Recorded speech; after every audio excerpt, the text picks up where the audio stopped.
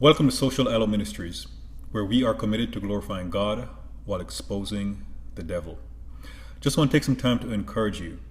Please do not let your circumstances get and keep you down. It doesn't matter what you did in the past or what others did to you that led to your circumstances where you are right now. The one thing you don't want to do is especially let apathy set in to the point where even the Lord is trying to do something for you, where you forfeit that opportunity. And whether you've been there yourself or you've seen others who they've been so defeated by life's battles that they're unwilling and sometimes even unable to get up and fight the next fight that will be their next victory. That'll be their greatest blessing, or at least one of them. There are many people in the Bible who have been through many challenges. And if they didn't overcome, they would have missed it. For example, Joseph. In Genesis 37, Joseph was 17 years old. The Lord gave him 2 dreams.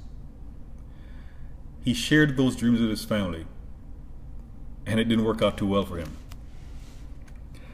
In fact, in Genesis 37, in verse 3 it states, "Now Israel loved Joseph more than all his children, because he was a son of his old age. He made him a coat of many colors. And when his brethren saw that their father loved him more than all his brethren, they hated him and could not speak peaceably unto him." So Joseph's brothers, they hated him. And when they found out about his God-given dreams, about one day they would bow down to him, they did their best to try to stop him. They did their best to take the fight out of him. They threw in a pit, contemplated killing him. They sold him into slavery. Then Genesis 39, the story picks up where Joseph is in slavery at Potiphar's house. The Lord is blessing him. He's basically in charge of Potiphar's house. Then Potiphar's wife sets her eyes on him. Joseph refuses, does the right thing, did not want to dishonor God. And basically she has him thrown in prison. So as the saying goes, in a sense, Joseph's situation went from being bad to worse. But even in prison, Joseph thrives. But it wasn't fun for him. When he interpreted the dream for the cupbearer and the butler, or correction, the cupbearer and the baker, he told the cupbearer or the butler that in 3 days the Pharaoh was going to put him back in his old position, but not to forget about him, to put in a good word of Pharaoh for him. Joseph, he was prospering in prison, so to speak. He was put in charge again, but he didn't want to be there. But the cupbearer, also known as the butler, forgot about him until 2 years later, in Genesis 41, when the Lord gave Pharaoh 2 dreams. And at that point in time, the cupbearer remembered Joseph. At this point in time, Joseph was 30 years old. So when you do the math, Joseph had spent a total of 13 years in slavery and in prison. That's a lot of time to feel defeated. And especially when he interpreted the dream for the cupbearer, who was reinstated, and he was probably thinking, any day now he's going to get liberated. But it didn't happen until 2 years later, when the Pharaoh had those 2 dreams, and the cupbearer remembered that there was a man who had interpreted his dream 2 years prior. And it's important to note that when Pharaoh sent for Joseph, this is what happened. In Genesis 41, starting verse 13. "And it came to pass, as he interpreted to us, so it was. Me he restored unto mine office, and him he hanged. Then Pharaoh sent and called Joseph, and they brought him hastily out of the dungeon. And he shaved himself, and changed his raiment, and came in unto Pharaoh." That was the moment Joseph's life changed. All those battles, all those defeats, it was about to change. And notice, when it happened, it said, "And they brought him hastily out." A lot of times you hear people say that when the Lord does something, it's a suddenly. You have to be prepared for when the Lord calls you out, when the Lord wants to bless you, that you are ready to make that move. Joseph shaved himself, changed his clothes. He got out of those prison clothes. He cleaned himself up. Again, your circumstances can literally beat you down. And if the devil can get you in a state of being apathetic, where you're so downtrodden, where it's like you don't want to get up anymore, he takes a fight out of you. It can cause you to miss your blessings. But with Joseph, the move was hasty, so you won't always get a lot of notification that the Lord's going to do something. You just have to be prepared to make the move when he tells you to move. Joseph cleaned himself up, and he left his prison clothes behind. He left his prison clothes behind.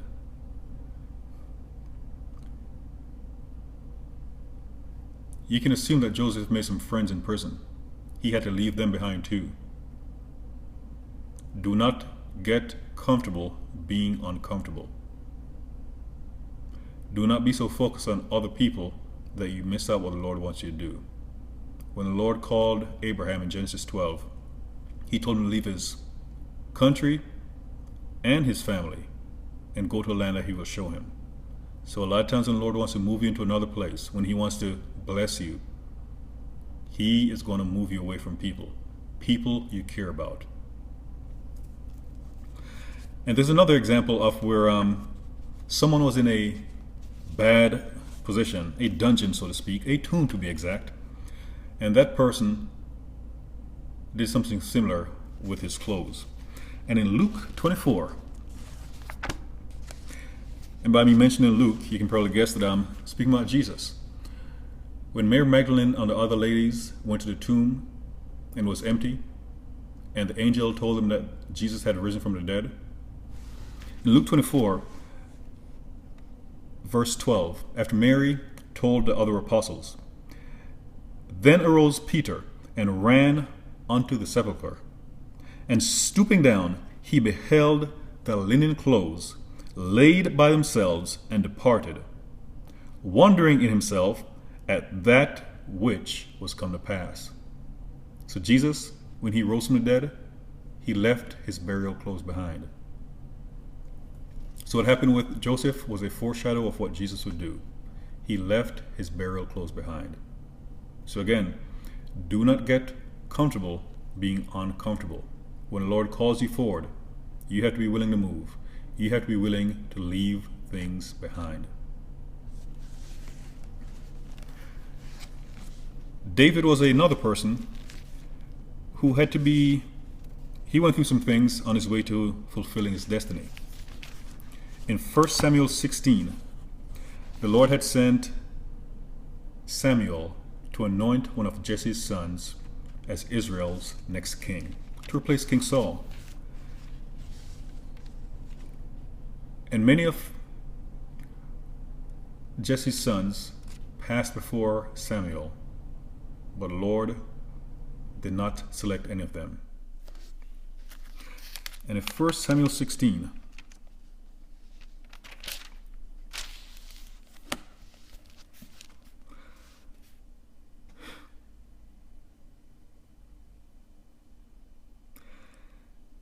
starting verse 10. And again, Jesse made 7 of his sons to pass before Samuel. And Samuel said unto Jesse, the Lord hath not chosen these. And Samuel said unto Jesse, are here all thy children? And he said, there remaineth the youngest, and, behold, he keepeth the sheep. And Samuel said unto Jesse, I'm laughing, but it's not really funny. It's actually because it's sad. Send and fetch him, for we will not sit down till he come hither. And he sent and brought him. Now he was ruddy, and withal of a beautiful countenance, and goodly to look to. And the Lord said, arise, anoint him, for this is he. So David was the Lord's chosen one. But when Samuel showed up at Jesse's house to anoint of his king or sons as king, The first 7 passed by. They didn't even consider David. They left him with the sheep. He wasn't even considered. So I chuckled a while ago. They just left him with the sheep. They had counted David out. Do not count yourself out. As long as you're drawing breath, the Lord can still use you. Sometimes He may have called you before you missed a chance. Similar to Jonah. The Lord told Jonah to go to Nineveh and preach. But Jonah chose to go to Nineveh instead. Chose to go to Tarshish instead. He ended up in the belly of the whale. But long story short, the Lord gave him another chance. And when he went to Nineveh, Jonah preached. And because the people repented, the Lord relented of His decision, or His thought, to destroy the city within 40 days. As a result of that, 120,000 people were saved. I also want you to consider this. If the Lord has told you to do something and you have not done it, you never know the consequences for others who may be waiting on you to take action. For Jonah, 120,000 people were depending on him. They didn't know it, but they were depending on Jonah to give them that message. They were depending on Jonah for his obedience.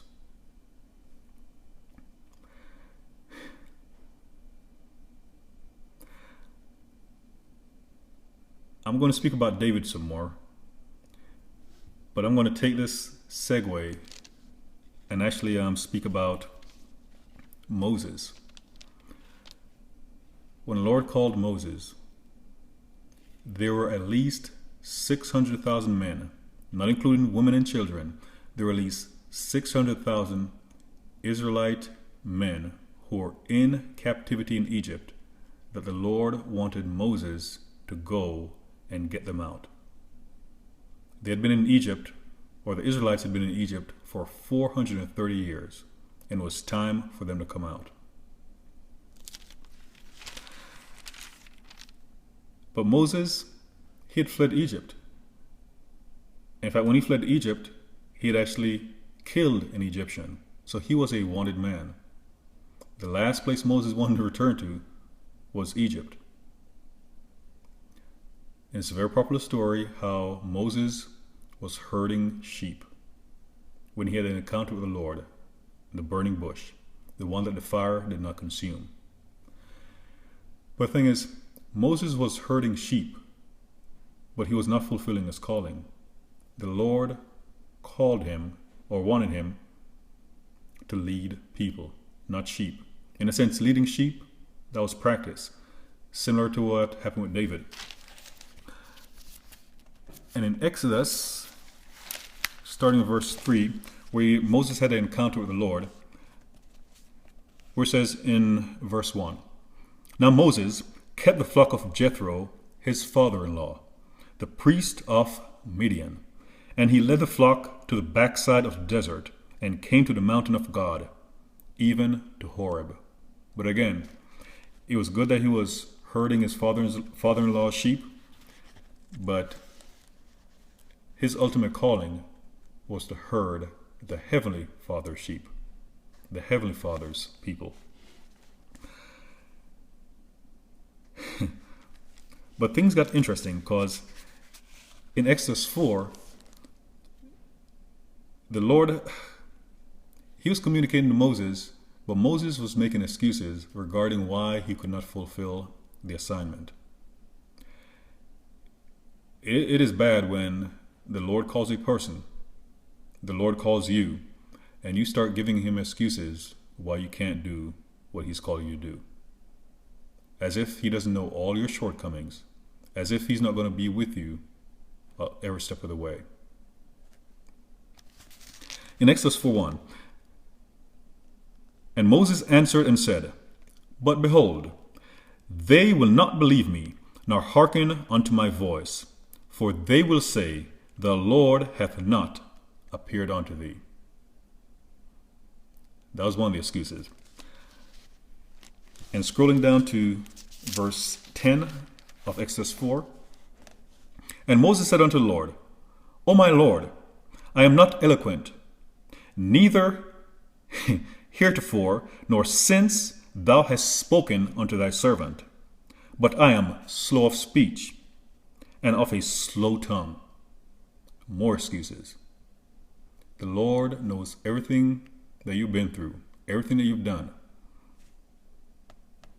your strengths and your weaknesses. And if he's called you, he hasn't made a mistake.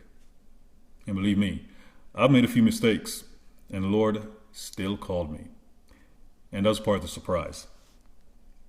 But again, with Moses making these excuses, people were depending on him. But it continues. And the Lord said unto him, Who hath made man's mouth? Or who maketh the dumb, or the deaf, or the seeing, or the blind? Have not I the Lord? Now therefore, go, and I will be with thy mouth, and teach thee what thou shalt say. And he said, O my Lord, send, I pray thee, by the hand of him whom thou wilt send. Basically, Moses was saying, please send another. The Lord is gracious, but do not play with the Lord. In verse 14 it states, And the anger of the Lord was kindled against Moses. And he said, Is not Aaron the Levite thy brother? I know that he can speak well, and also, behold, he cometh forth to meet thee. And when he seeth thee, he will be glad in his heart. So all these excuses they made the Lord angry. And rightfully so. And scrolling down to verse 19. And the Lord said unto Moses in Midian, Go, return into Egypt, for all the men are dead which sought thy life. There are times when, quite frankly, where the Lord, he has to keep you in hiding, so to speak, because if he lets you out too soon, there are people from your past who, they will try to take you down, and they may have justification to do so. We kind of see an example of this with Esau and Jacob. Jacob had deceived Esau. When Jacob fled, Esau had threatened to kill him once their father had passed away. When they reunited more than 20 years later, Jacob was in fear for his life. But by that point in time, Esau had forgiven him. Esau had been thriving. Esau had buried the hatchet, so to speak. So the Lord is letting Moses know that he had cleared the way for him. However, again, when I say do not play with the Lord, do not play with the Lord. In Exodus 4, starting verse 24, And it came to pass by the way, in the inn, that the Lord met him and sought to kill him.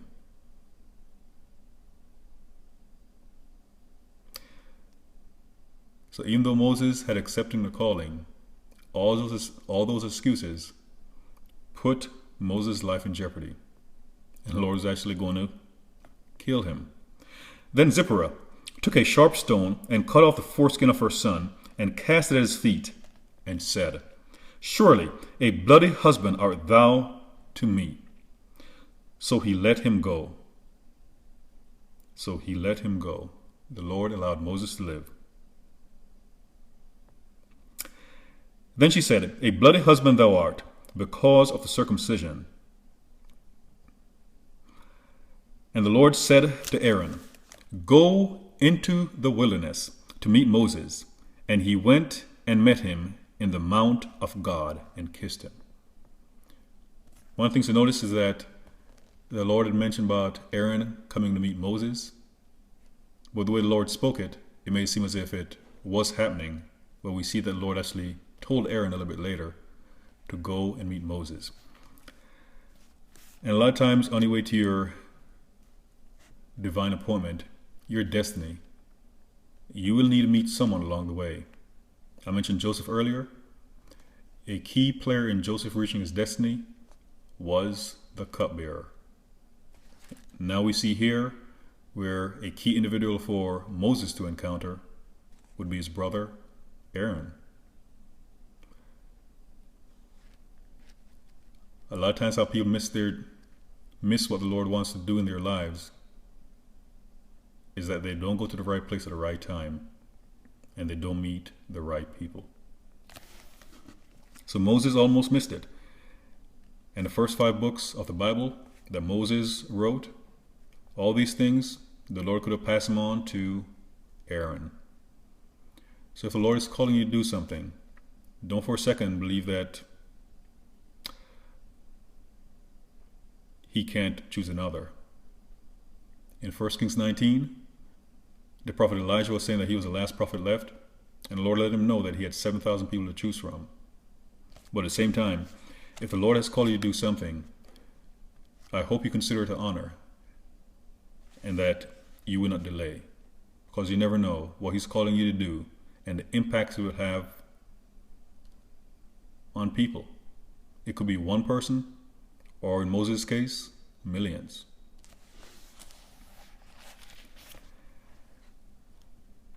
Now that I made a segue, head back to David.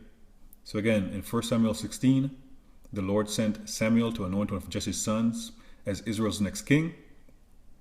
David's family didn't even consider David as a contender for the crown, but he was the one the Lord had chosen.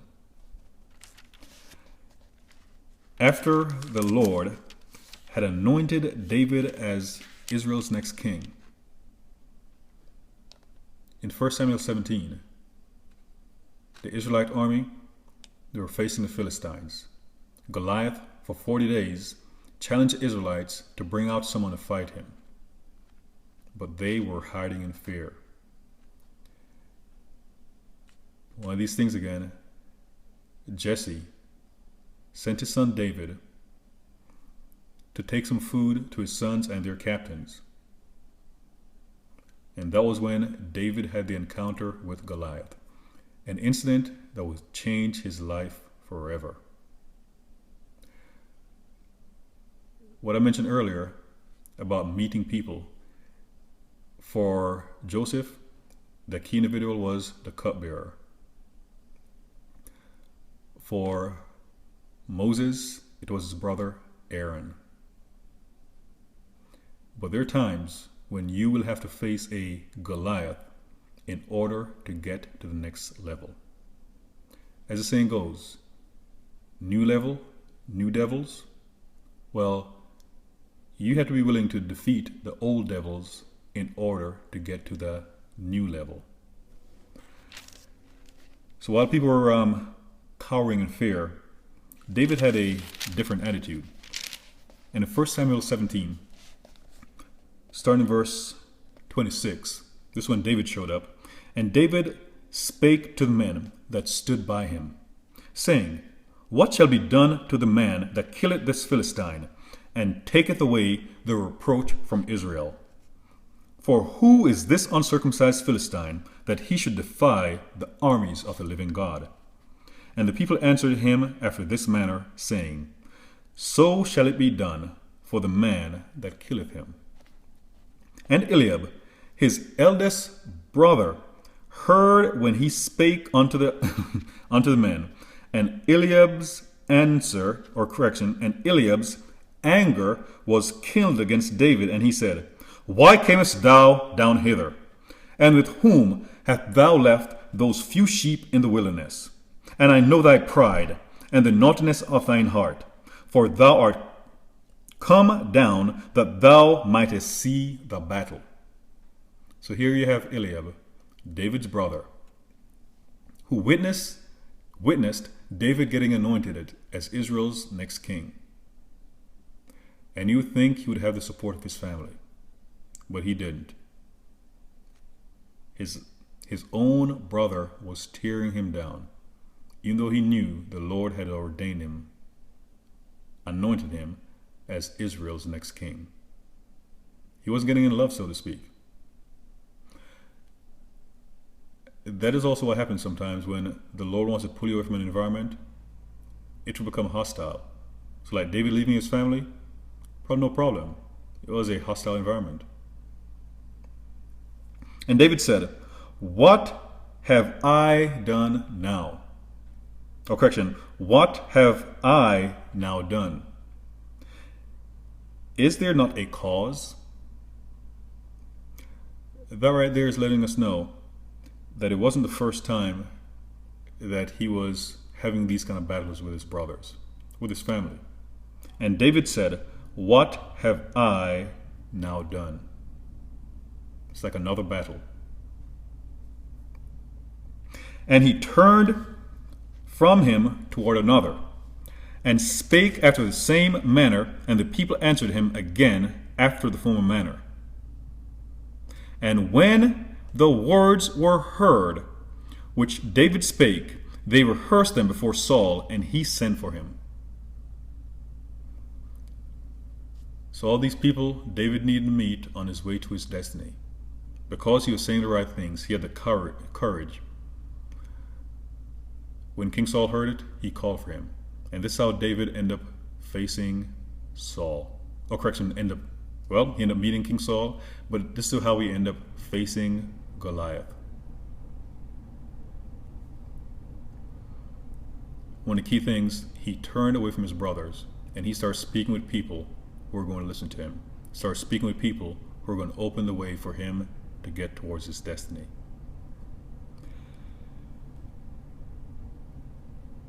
David killed Goliath, and it changed his life. David was no longer known as just a shepherd. He became known as a warrior. But David couldn't let his circumstances get him down. David couldn't let his circumstances prevent him from stepping forward to fight the battles that he needed to fight in order to get towards his destiny. And that was only the beginning, because even when David was a part of King Saul's court, Saul tried to kill him a few times. David went into exile, lived with the Philistines. He basically lived with the enemy in order to get away from King Saul. But eventually, David ascended to the crown. David ascended to the crown. And he reigned for 40 years.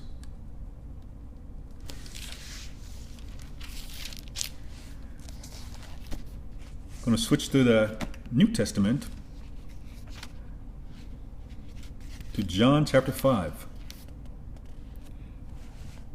heading to Bethesda. And starting verse 1. After this, there was a feast of the Jews, and Jesus went up to Jerusalem.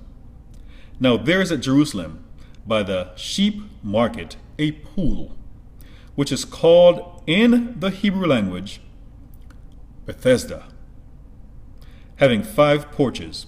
In these lay a great multitude of impotent folk, of blind, halt, withered, waiting for the moving of the water. For an angel went down at a certain season into the pool, and troubled the water. Whosoever then first after the troubling of the water stepped in was made whole of whatsoever disease he had. So people were waiting by the pool, waiting for this angel to stir up the waters, and the first one that went in would be the first one who would be made whole. So it's very important for people to get in position so they could be first in. And it says there was a multitude. A great multitude. So many people were in line waiting for their blessings. As are many of you. You're in line waiting for that next blessing.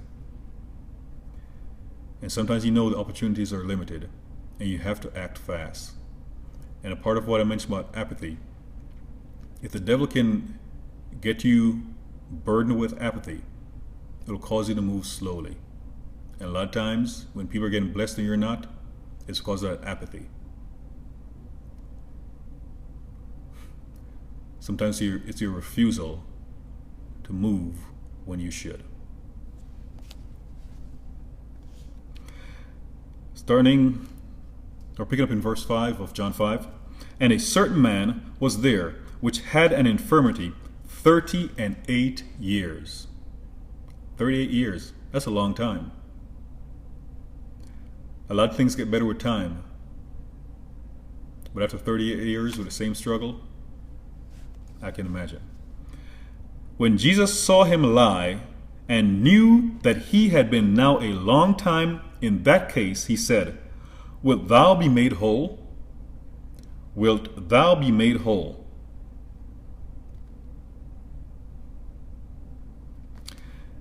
The impotent man answered him, Sir, I have no man when the water is troubled to put me into the pool. But while I am coming, another steppeth down before me. So the man was talking about he doesn't have anyone to put him into the pool.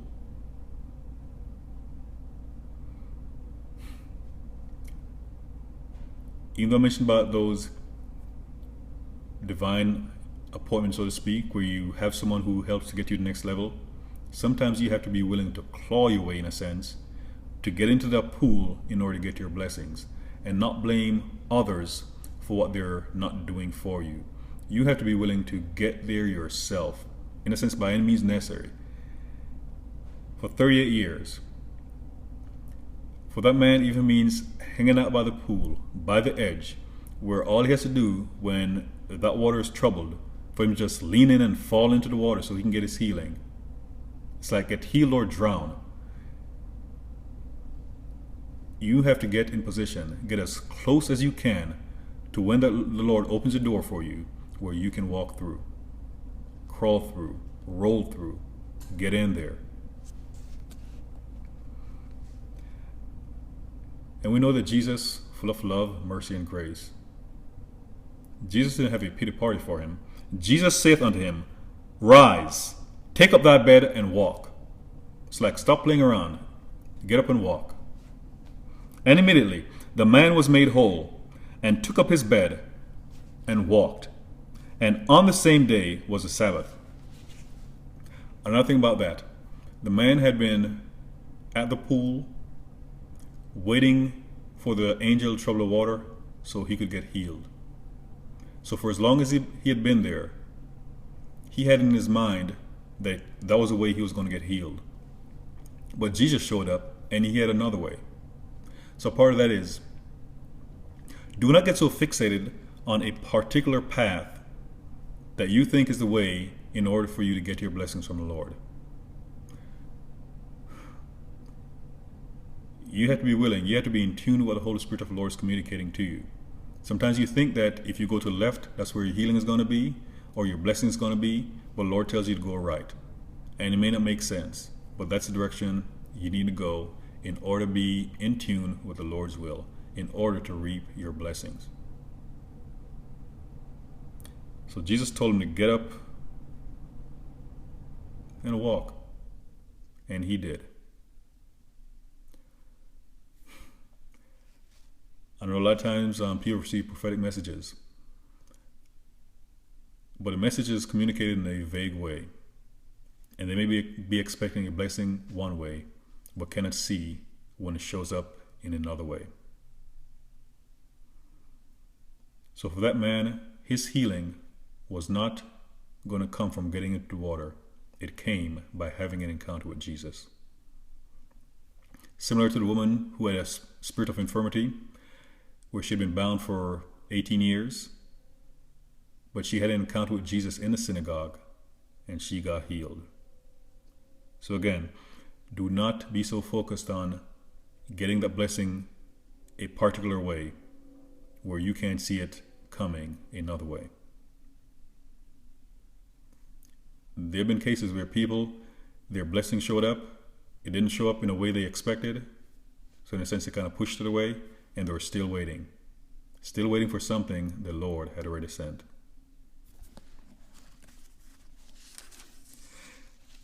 There's also a story of blind Bartimaeus.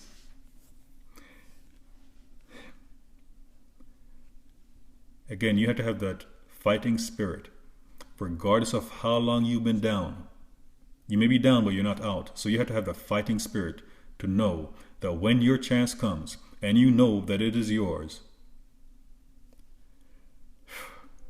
There are people who are functioning on deception. They think that something is supposed to be theirs when that's not the case. But when you have that God appointed moment, you have to be willing to move when the Lord tells you. So blind Bartimaeus, in Mark 10, starting in verse 46. And they came to Jericho, and as he went out of Jericho, his disciples and a great number of people, blind Bartimaeus, the son of Timaeus, sat by the highway side begging. And when he heard that it was Jesus of Nazareth, he began to cry out and say, Jesus, thou son of David, have mercy on me. And I pause to point out that Bartimaeus was blind, but he heard about Jesus. So there are times when some of your faculties may not be working, and you have to rely on what you have. It is easy to complain about the things that are not going well, but please rely on those faculties that are working for you. A lot of times the devil will try to stop you from getting your blessings. For example, if you're used to hearing from the Lord via dreams and visions, the devil may do things to stop you from receiving those dreams and visions. But the Lord can speak to you in other ways. And you have to be attuned with what the Lord is saying to you. With Bartimaeus, he cried out. Now, you would think that people would be like, oh, Bartimaeus is blind, and here's Jesus. Maybe we can help Bartimaeus get to Jesus for his healing. But it states, and many charged him that he should hold his peace. But he cried out the more, a great deal, thou son of David, have mercy on me. So when they tried to stop Bartimaeus, Bartimaeus was like, oh no, I am not going to let Jesus walk by me without having this encounter to its fullest. And Jesus stood still and commanded him to be called. And they called the blind man, saying unto him, be of good comfort, rise, he calleth thee.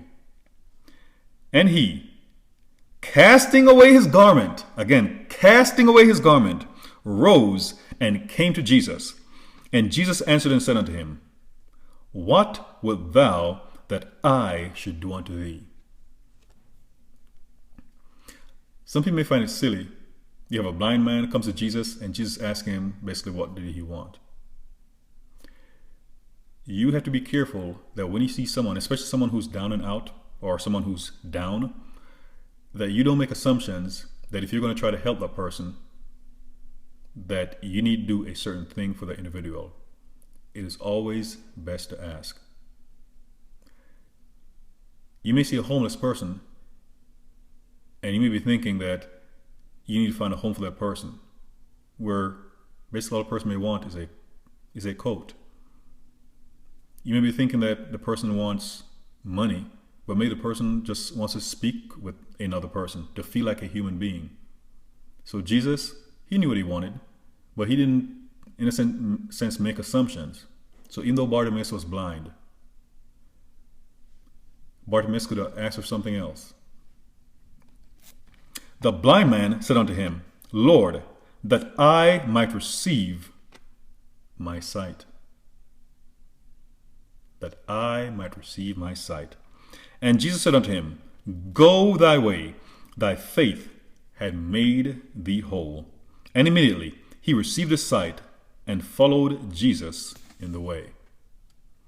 So Bartimaeus, he refused to have people silence him because Jesus was around and he was not going to let the opportunity to pass by him.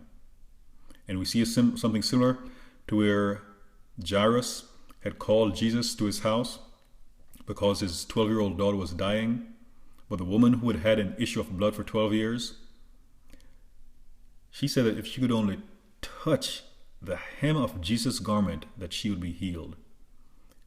And she fought the crowd in a sense, and she got healed because she touched Jesus' garment. She was down, but she was not out. She was still fighting. She was clawing her way to get that healing. Do not let the devil get between you and your destiny. Your God-ordained destiny.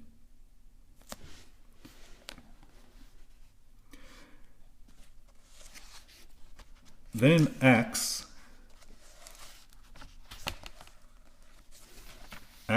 3,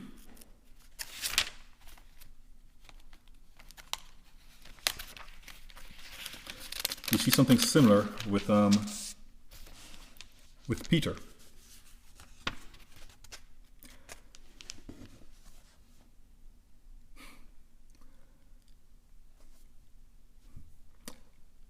I mentioned about Bartimaeus.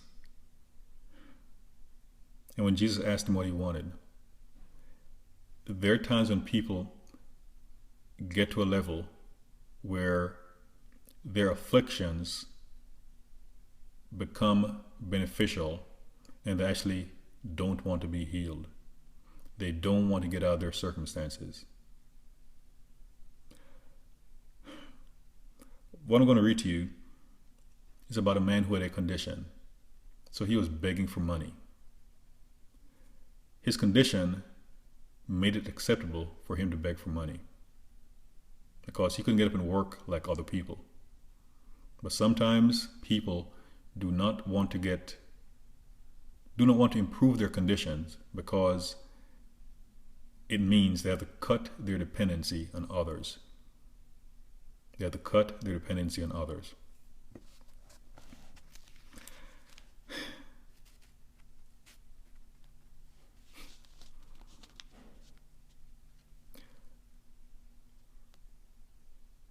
For example, there are people who they prefer to be on government assistance as opposed to getting a job.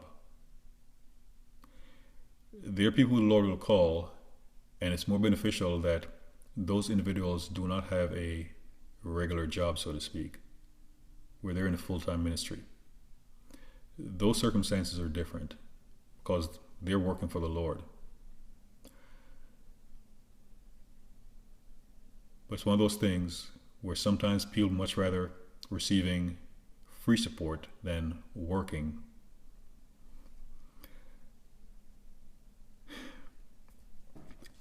So in Acts 3, starting verse 1. Now Peter and John went up together into the temple at the hour of prayer, being the 9th hour. And a certain man, lame from his mother's womb, was carried, whom they laid daily at the gate of the temple, which is called Beautiful, to ask alms of them that entered into the temple. So the man was lame from birth, and they carried him to the temple gate. And some of you can relate. In a sense, the man was in a ugly situation, but they put him by a gate called Beautiful. But it's also prophetic in terms of there are times when you are in a place and you know that that is not where you're meant to be. That is not where you're meant to stay.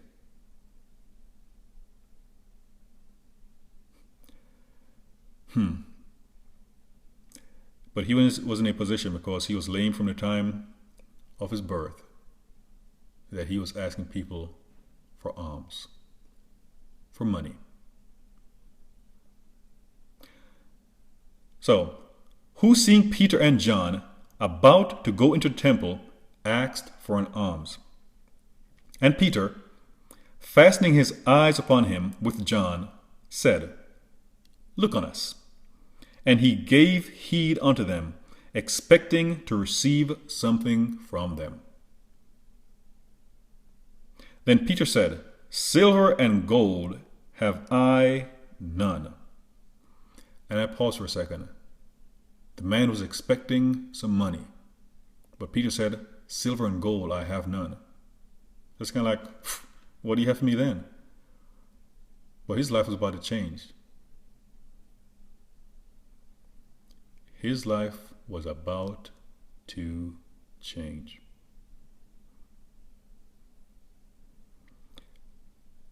Again, there are times when you're expecting something from the Lord, and he gives you something totally different, but something much better. So I read again. Then Peter said, "Silver and gold have I none, but such as I have give I thee. In the name of Jesus Christ of Nazareth, rise up and walk." And he took him by the right hand and lifted him up, and immediately his feet and ankle bones received strength. And he, leaping up, stood and walked and entered with them into the temple, walking and leaping and praising God. And all the people saw him walking and praising God.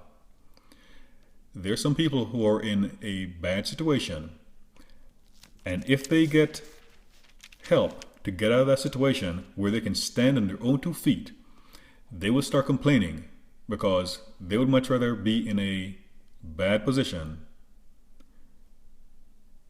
where they can have people giving them free things.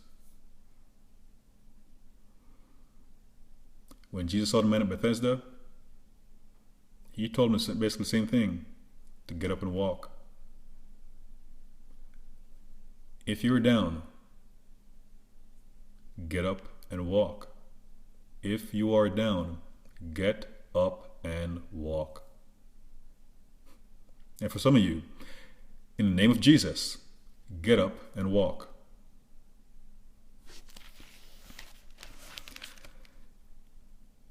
There's another example, and I have a few more. I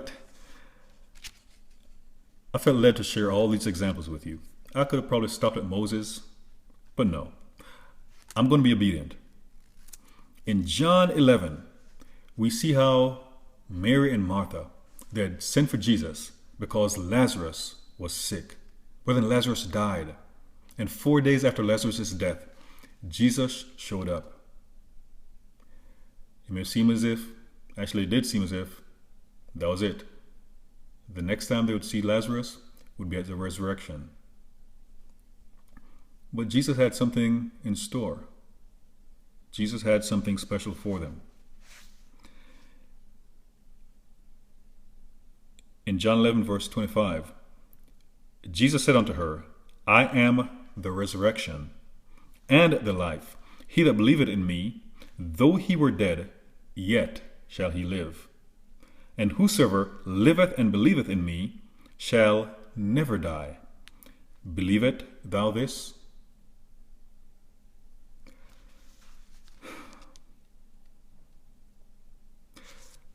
But I want to scroll down to the 39th verse. Jesus said, Take ye away the stone. Martha, the sister of him that was dead, saith unto him, Lord, by this time he stinketh, for he hath been dead 4 days. It's kind of like Moses pointing out the obvious to the Lord, as if the Lord doesn't know. And by the way, when Martha said that Lazarus, that he'd been dead so long that he was starting to stink, a lot of times you're in a situation and you've been there so long where a word to describe it is that it stinks.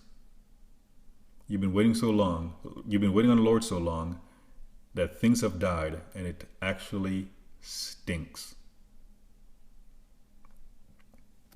Jesus saith unto her, Said I not unto thee, that if thou wouldest believe, thou shouldest see the glory of God? Then they took away the stone from the place where the dead was laid. They removed the obstacles. The Lord will remove the obstacles. And Jesus lifted up his eyes and said, Father, I thank thee that thou hast heard me. And I knew that thou hearest me always.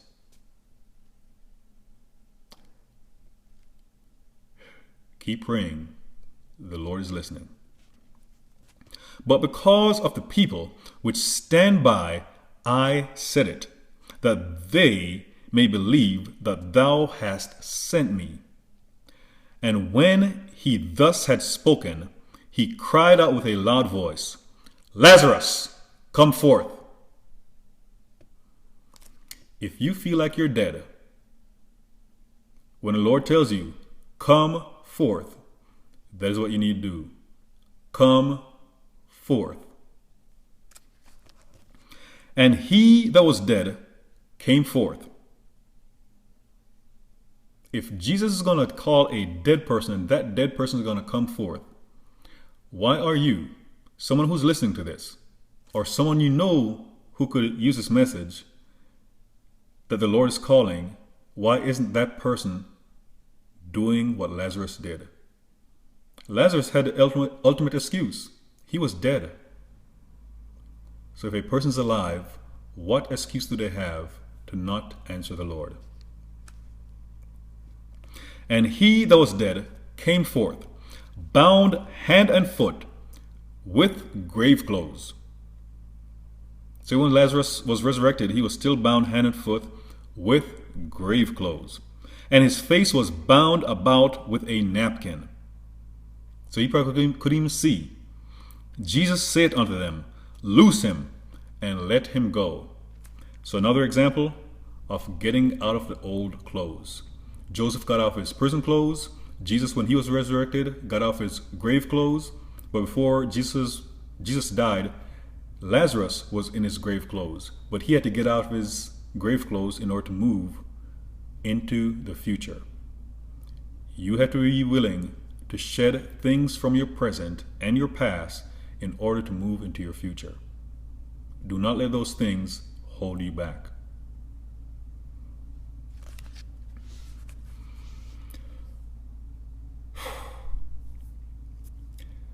I mentioned that the Israelites had been in Egypt for 430 years.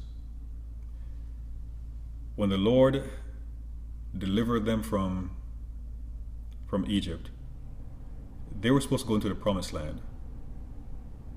The Lord told them to possess it, to possess the promise. But they tarried. They lacked faith. 10 of the 12 spies that went in were talking about the giants in the land, as opposed to speaking about how big their God, our God, is. They were speaking about the giants in the land. And as a result of that, the Lord decreed that every person 20 years and older would never enter into the promised land, with the exception of Joshua and Caleb, 2 of the 10 spies who were saying, Let us go and possess it now. They were faithful, so the Lord rewarded them. However, the Israelites were relegated to wandering in the wilderness for 40 years. So generations died during those 40 years. But the Lord is faithful. Joshua and Caleb went in. So when the Lord opens a door for you, do not look at the giants in that promised land, so to speak, and let them deter you. You never know. The Lord may have something for you and end up passing it on to someone from another generation, someone who's more faithful, someone who's more obedient.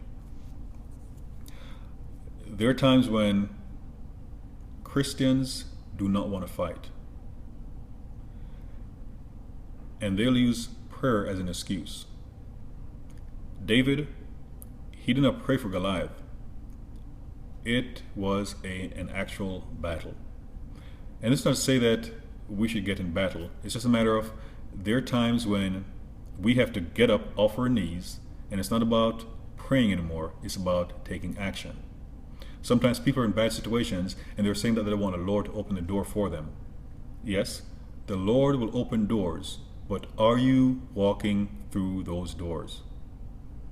Do you want the Lord to take you by your hand and lead you into the promised land, so to speak? Or are you willing to go into the promised land and fight to possess the prize?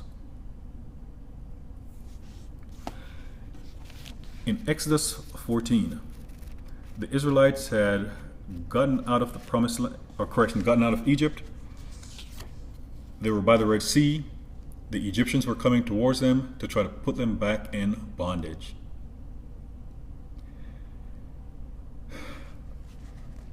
They started complaining to Moses as if the Lord had led them to that point so that they could die or be placed back in captivity. Jesus said, whom the Son sets free, or whom the Son sets free is free indeed. So when Jesus sets you free, he doesn't set you free to put you back in captivity. He sets you free so you can be free forever. But you have to be proactive. Some of you, you do not need a new word from the Lord. You simply need to obey the last thing that he told you. You need to go through the door that he already opened for you. Or you need to start making those first steps before he will open the door for you. The many times, the battle you're in, the reason why you haven't won that battle is because you have not used the weapons that he placed in your hands.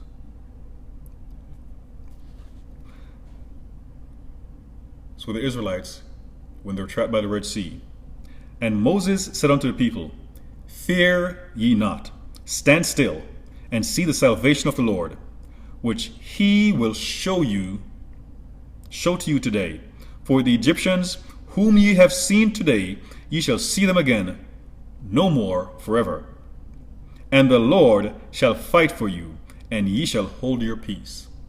Yes, there are times to be still and know that he is God, and that he will be exalted, and he's going to fight the battles for you. But sometimes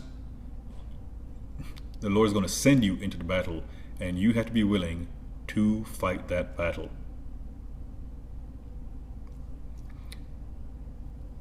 So again, Moses said, the Lord shall fight for you, and ye shall hold your peace. And the Lord said unto Moses, wherefore criest thou unto me? Speak unto the children of Israel, that they go forward. Moses was crying out to the Lord, and the Lord is saying, why are you crying out to me? Speak to the children, have them go forward. A lot of times you're crying out to the Lord, and the Lord is not doing anything because he has placed it in on you. You need to move forward. You need to get up and move forward. But lift up thy rod and stretch out thine hand over the sea and divide it, and the children of Israel shall go on dry ground through the midst of the sea. So the Lord told Moses that he already gave him the key to the battle, the key to the victory in his hands, and he needed to use it. So when Moses was crying out to the Lord, Moses, he could have taken action. So many of you said that you're waiting on the Lord, but no, the Lord, he's been waiting on you because he already gave you everything you need in order to win the battle. But I mentioned that there are times when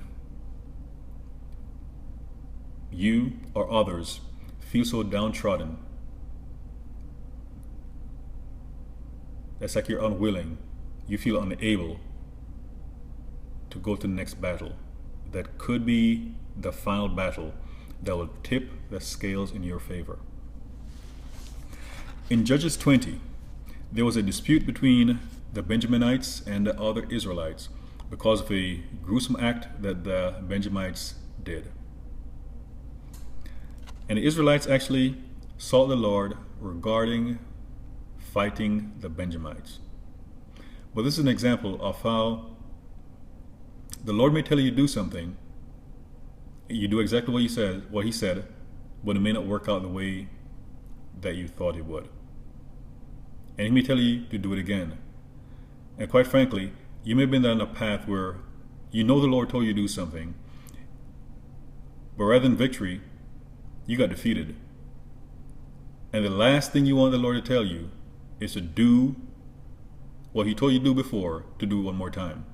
He may not say it one more time, but you just feel as if you go again, it's going to be another defeat. But that's part of the apathy. If the Lord sends you, Well, two very key things. Pay attention to exactly what the Lord tells you to do. And if the Lord tells you to do something, even though you may have done it 100 times before, do it again. Just please ensure that you're hearing from the Lord. Many people have done things thinking they're going to get victory, but they end up getting defeated because they listen to the wrong voice. A seducing spirit. A devil. But with the Israelites, in Judges 20, starting verse 18, and the children of Israel arose and went up to the house of God and asked counsel of God and said, which of us shall go up first to the battle against the children of Benjamin? And the Lord said, Judah shall go up first. I won't go there, but to contrast, David, when his family was captured at Ziklag, David asked the Lord if he should pursue the Amalekites. But he also stated that basically if you would catch them and be successful. So when you inquire of the Lord, please be careful how you frame the question. And that's why a lot of people get caught off guard with the results that they receive. So again, which of us shall go up first to the battle against the children of Benjamin? And the Lord said, Judah shall go up first. The assumption is because the Lord sent Judah, or told him to send Judah, that they're going to win the battle. And the children of Israel rose up in the morning and encamped at Gibeah. And the men of Israel went out to battle against Benjamin. And the men of Israel put themselves in array to fight against them at Gibeah. And the children of Benjamin came forth out of Gibeah and destroyed down to the ground of the Israelites that day 22,000 men. 22,000 men perished in a battle that the Lord sent them in. Because the Israelites asked who should go into battle against the Benjamites. He said Judah. And the men of Israel encouraged themselves. So even though they were defeated in battle, they were not defeated in their mentality. They encouraged themselves. And set their battle again in array in the place where they put themselves in array the first day. And the children of Israel went up and wept before the Lord until even, and asked the counsel of the Lord, saying, shall I go up again to battle against the children of Benjamin, my brother? Again, pay attention to the question they asked. And the Lord said, go up against him. And the children of Israel came near against the children of Benjamin the second day. And Benjamin went forth against them out of Gibeah the second day, and destroyed down to the ground of the children of Israel, again, 18,000 men. And all these drew the sword. So on day one, 22,000 men, then 18,000 men. Then all the children of Israel and all the people went up and came unto the house of God and wept, and sat there before the Lord, and fasted until even, and offered burnt offerings and peace offerings before the Lord. By the way, day one, after the battle, they wept, but they still went back into battle afterwards. So it's okay for you to cry, but you have to be willing to get back up into the battle. Day two, they're weeping again. They even start fasting. Are they willing to go back into battle?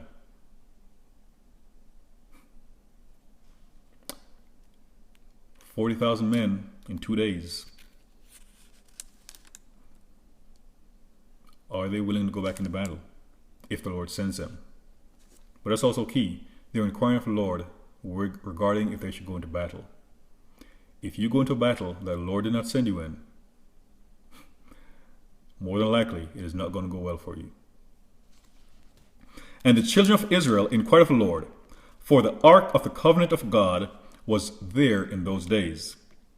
And Phinehas, the son of Eleazar, the son of Aaron, stood before it in those days, saying, Shall I yet again go out to battle against the children of Benjamin, my brother, or shall I cease? Or shall I cease? Quite frankly, there are some of you who are in battles, and a part of the reason why you're not getting a victory is because you're in a battle the Lord did not send you in. But rather than asking the Lord if you should cease that battle, maybe redirect your efforts elsewhere, you're still fighting a losing battle. So they're getting more specific. And the Lord said, Go up, for tomorrow I will deliver them into thine hands.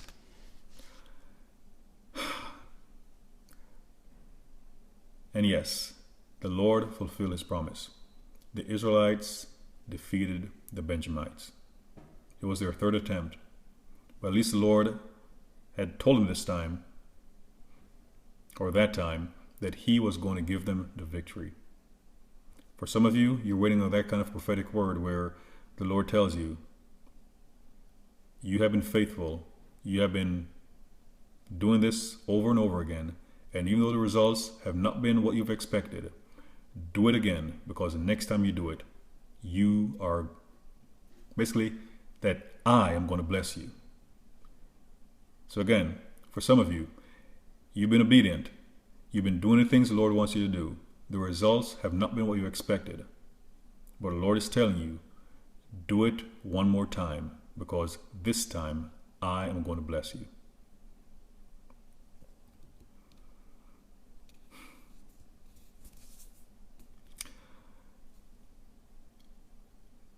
And I feel led to address at least one more thing. That is for those of you who you're in a bad situation because you've backslidden. When Jesus called Peter, he called him to be a fisher of men. But Peter became an apostate when he denied Christ 3 times.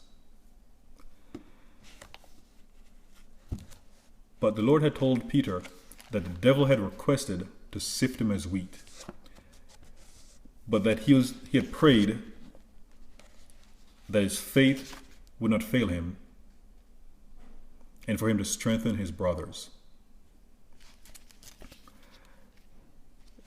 When Jesus was crucified, in John 21, it picks up where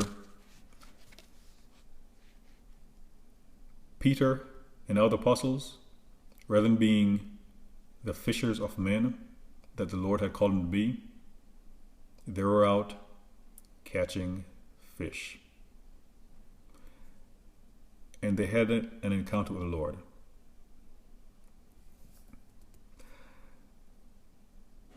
And in verse 15, I won't read it. Well, not its entirety. But Jesus asked Peter if he loved him 3 different times. And the first time Jesus said, feed my lambs. The second time, feed my sheep. The third time, feed my sheep.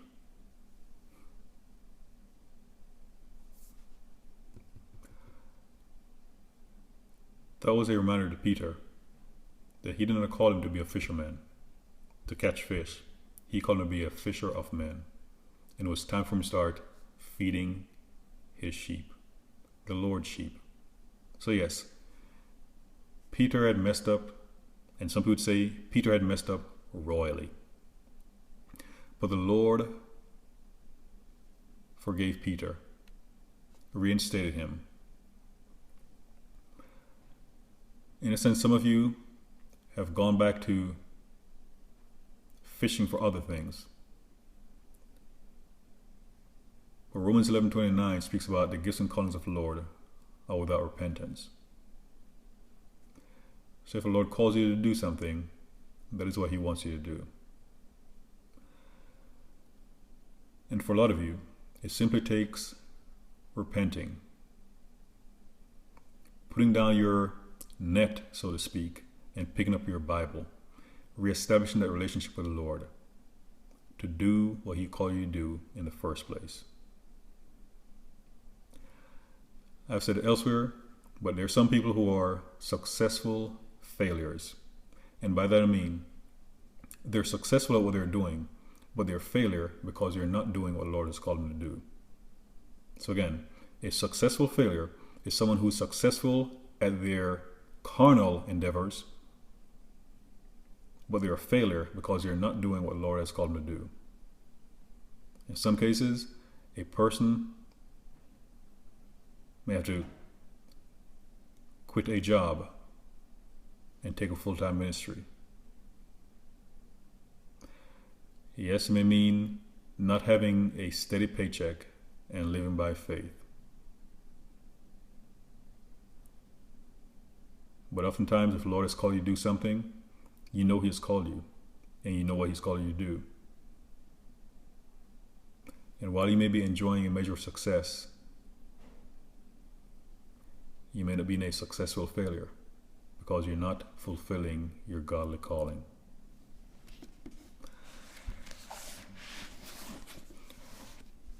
So please, do not let your circumstances, your mistakes, your setbacks, your defeats get you into a state of apathy to where it takes the fight out of you.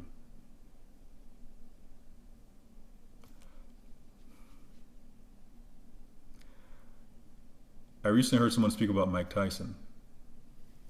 And they mentioned about how Mike Tyson used to defeat people outside the ring. And maybe the late Muhammad Ali is maybe an even better example. Because Muhammad Ali used to, in a sense, get in people's heads. Trash talking. And he'd throw them off before they even got in the ring with him. And they may have even been more imposing. But the things Muhammad Ali does or did to throw them off kilter caused them to lose the battle before they even step in the ring. And the devil will try to do the same thing. He will try to get you feeling so defeated to where when the Lord is telling you to try one more time, that you're unwilling. Because you can say, but I've done that before and it didn't work out. But the Lord may be telling you, try again.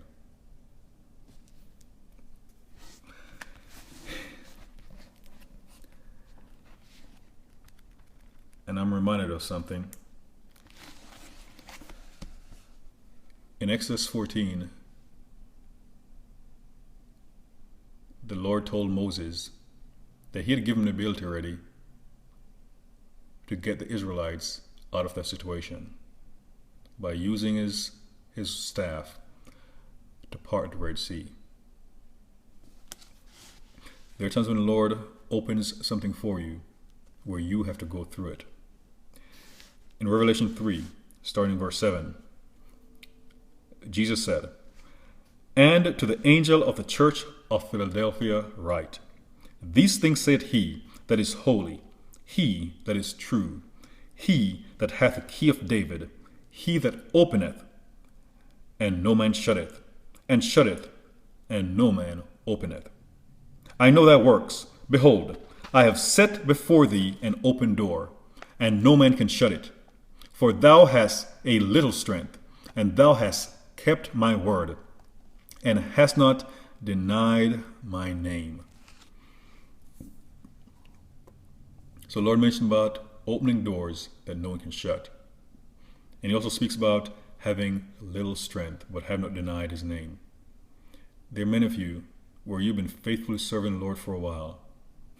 You may have been crying out to Him, wondering when your breakthrough is going to come. Because a lot of times, like the man at the pool at Bethesda, you see people going by you, in a sense getting blessed as if the Lord has forgotten about you. but the Lord hasn't forgotten about you. And that can make you weary. It's kind of like battle fatigue, but it can make you weary. When the Lord opens a door for you,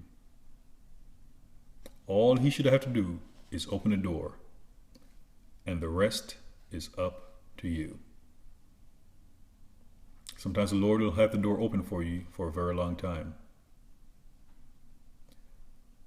There are times when the window of opportunity, it won't last long. You have to be at the right place at the right time and willing to make the right moves. I have said a lot. The rest is between you and the Holy Spirit of the Lord. I have addressed a lot of situations. Please, get up and walk. And when the Lord tells you to go through that door, when the Lord opens the door for you, if you can, don't walk, but run through it.